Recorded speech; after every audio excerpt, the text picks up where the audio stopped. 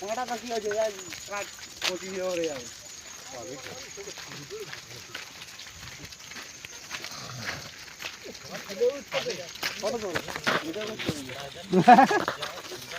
ভাই দাঁড়াবি তো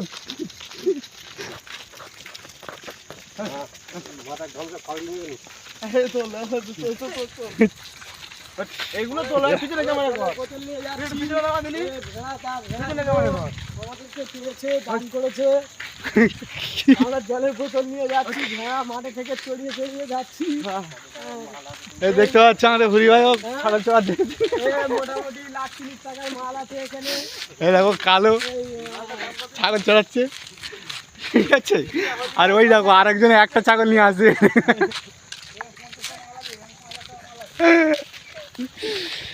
এই তো সে ট্রাক্টরটা।